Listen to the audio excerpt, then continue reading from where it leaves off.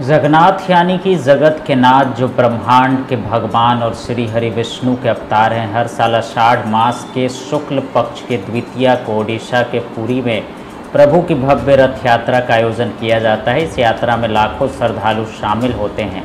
भगवान जगन्नाथ के रथ के साथ दो और रथ इस यात्रा में शामिल होते हैं, जिसमें उनके भाई और बहन शामिल होते हैं।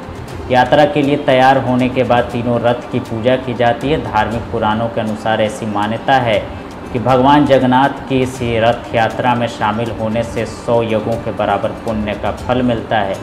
यही कारण भी है कि दुनिया भर से लोग इस यात्रा में शामिल होने पहुंचते हैं और भगवान का आशीर्वाद लेते हैं।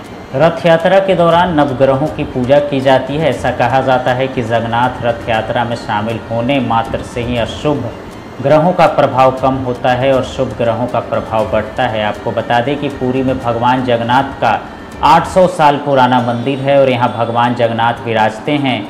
वहीं आषाढ़ माह में रथ यात्रा के दौरान भगवान जगन्नाथ के साथ दो और रथ शामिल होते हैं।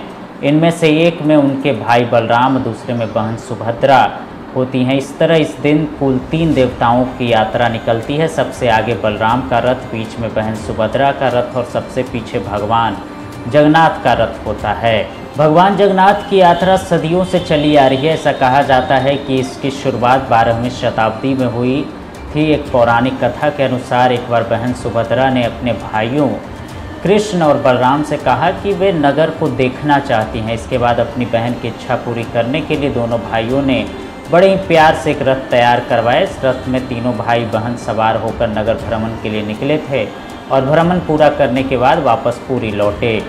तभी से यह परंपरा चली आ रही है। हर साल इस रथ यात्रा की तैयारी अक्षय तृतीया के दिन से शुरू हो जाती है। पुरी में भगवान जगन्नाथ, बलराम और सुभद्रा के रथों का निर्माण होता है। इसके लिए नीम की परिपक्व और पकी हुई लकड़ी का इस्तेमाल किया जाता है। इसे दारू भी कहा जाता है।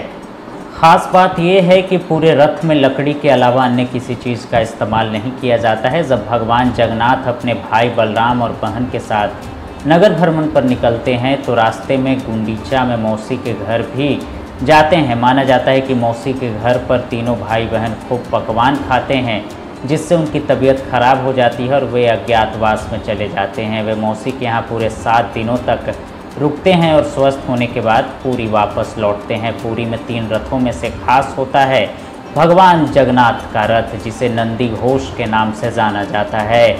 इसे गरुड़ ध्वज के नाम से भी जाना जाता है। नंदी घोष रथ 42.65 फीट ऊंचा होता है और इसमें 16 पहिए होते हैं और नंदी घोष का रंग लाल और पीला होता है। जगन्नाथ स्वामी के रथ के सारथी दारुक हैं, जो भगवान जगन्नाथ के नगर भ्रमण कराते हैं।